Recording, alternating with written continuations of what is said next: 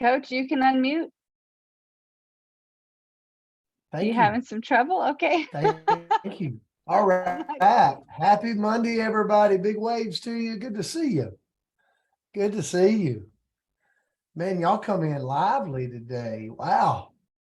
I love that. I love to see that. So happy Labor Day to everybody and happy birthday, Cheryl Elliott. Happy birthday. I hope you have the best day ever. So we love you and we appreciate you being a part of the Coach's Corner community. Now, we're going to kick off the day, and I think it was Bill's gave us this word. Excuse me. And the word is wit. And it was tough for me. Like I felt like I knew what wit was, but to bring a lesson to you, a quick one, was like, whoo. So I do want to know, though, on Labor Day, maybe in the chats, what do you or your family do on Labor Day? Is it a barbecue? Are you going to grill a steak? Are you going to play around the golf? Alan White. Are you going to, what are you going to do on Labor Day? Are you going to be like Hill Blue and work all day to celebrate Labor Day? So let us know in the chats. Oh, I see going out to breakfast with some friends. I see Billy driving, so it's not going to be working on the car. That's good. That's good, Billy. So, all right, let us know in the chats. Family meal, love it. Arlene's working. Of course you are, Arlene. Such a hard worker. Sending out messages. I love it. So that's the teacher in you, Arlene. So wit, mental sharpness and inventiveness. Oh, help me out, Andrea. Well, You know just so I can't you pronounce know, anything.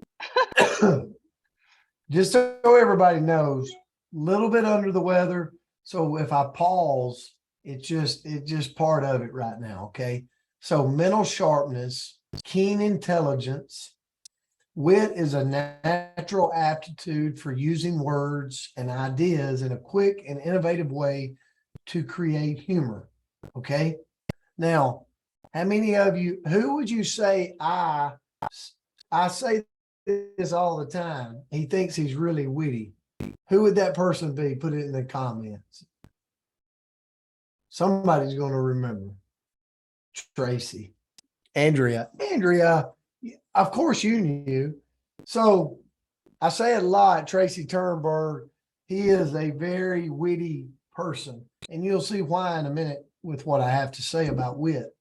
But some ways it's described the ability to reason and act, especially quick. But other people's heard wit by at one's wits end. How many of you raised kids and you're like, they're at my wits end, right? Yeah, we've heard it that way. But what does wit really mean? Smart people can be boring. Funny people can be not very intelligent. Nor is wit synonymous with humor. Wit is a form of spontaneous creativity. And this is really, a lot of times, really what I mean about Tracy, okay? I don't know if Tracy's on today, but I guess, Tracy, this is for you. Like we're putting you up this morning. Wit is a form of spontaneous creativity. It's saying the perfect thing at the perfect time and in a manner that both surprises and delights the people who are listening. Now, I'm going to turn this to Andrea in just a second, but I want to say this about wit. I believe if you're a person that listens, you're going to have more opportunity in life to interject wit because you're going to know when it's timely. Have you ever been in a room with somebody that won't be quiet? They're saying the wrong thing at the right time. Like you're like, are you doing this on purpose to sabotage the situation? And it's odds are they're not listening. They just want to be heard. But a lot of times people that really use wit, they listen really well and they know when to interject and to say the right thing that makes it delightful for the audience. And when you can surround yourself with people like that, it really bodes well for a lot of things, for a professional career, promotions, trying to overcome problems and situations that you got to overcome. So keep that in mind. And here's the thing. People always ask, like, how could we be more witty? Well, consume a good diet of high quality material. The more we read, the more we listen, the more we do audios, the more we watch things, the better primed our brain is to produce our own witty thoughts when the opportunity arises. So that's my lesson for today. Bill, thanks for the word. Andrea, I'll turn it to you. I think it was Bill. It was Bill. And can I say, Bill, thanks for the word. Like, this was a hard one, and I love you, Bill. So I'm going to say that with so much enthusiasm. So I thought this was a great lesson, but it was a hard lesson. So it might have taken me, 2 weeks to figure it out, but I loved it. So the quote that I found is, wit is a sword. It is meant to make people feel the point as well as see it. And that's G.K. Chesterton. I don't know how to say anybody's names, but isn't that true? Like, I love being around witty people. It's so fun when as long as it's not mean wit. You guys know I'm a big baby. If you're mean, I'm out. Like, peace out. Good to know you. I'm not going to be in that room anymore. But people that have that fun, quick wit, there's so much joy to be around them.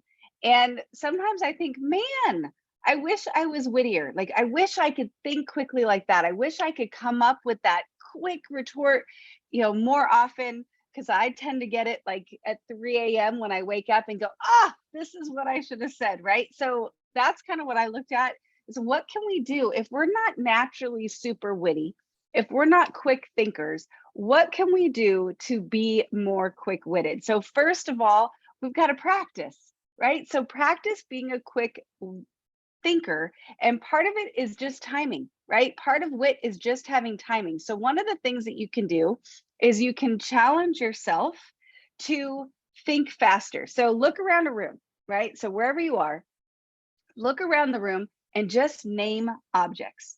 And this just gets our little synapses firing faster. So I'm like, cup, towel, there's a lot of stuff. Cat food, like, my house is a mess right now. So if you saw my chores for today or my list for today, what I'm doing to celebrate Labor Day is to clean this mess. But looking around and just name things, right? Just as fast as you can, just look around your room and try to think of as many things as possible, but say it out loud, because that's going to help connect those two resources that we have. And then number two, do the same challenge, but make unexpected associations. Okay, so this is going to sound a little strange, but I'll give you an example. So I can look at a chair, and the first exercise is I just say chair, right? The second exercise is I'm going to try to think of different things that you could associate with a chair to get to that unexpected thing. So we'll say apple.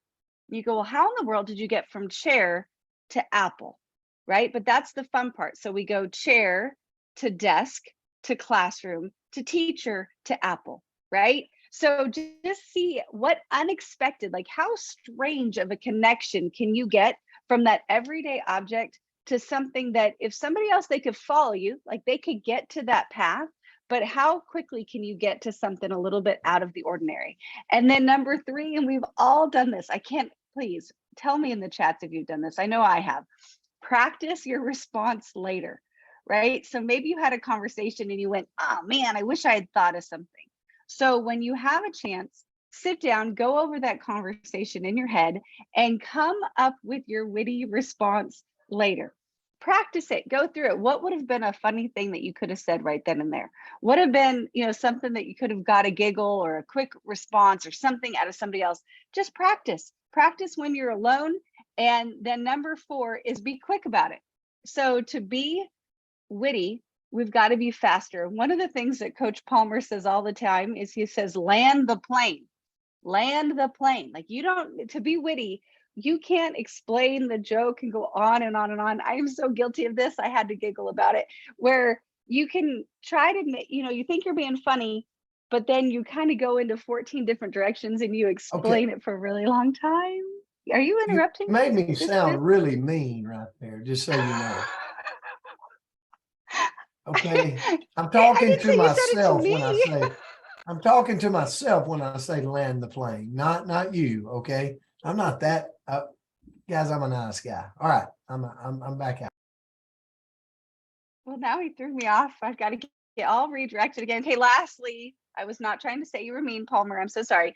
Lastly, focus on the conversation. So he talked about this, Coach talked about this a moment ago, but if you are in tune in the conversation, then you are going to have responses. But sometimes what can happen is we get a little bit nervous, right? Like, I'm in an event and I've got Todd Rowland here and I've got, John Frick here, and I've got all these people around that I want to think good things about me, right? And I can get so nervous in that conversation that I'm not even focusing on what's happening. I'm too busy trying to figure out what I'm going to say next. And then by the time it's my turn to talk, I'm not even part of the conversation anymore. So if we want to be witty, we cannot step out of the conversation. We've got to kind of let go of those nerves and just listen, be present, and the responses will naturally come. So I thought this was a fun one today. Oh, Bill, I hope we did you proud, because that was tough. Like, love you guys. That was tough. And we'll get to Winnow, but I might need to recover from this one for a minute before we get there. But love you guys so much. Thank you, Coach. No, hey, thank you. Great lesson. And it was a great message today. And guys, I just want to tell you, Cheryl Elliott, again, happy birthday. But we've got some people on here that has went through some surgeries and went through some family situations. And we just want you to know that we're praying for you. You're in our thoughts, you're in our prayers, you know who you are. And we really appreciate this group. It's growing. Man, all of our Canadian friends has like locked arms here and joined us on the Coach's Corner, and we appreciate you for that. But let's just keep sharing the good word, keep having this community, and see where it leads us. Love you guys. Happy Labor Day. We'll see you back tomorrow. God bless you, everybody. Thank you. Love you all.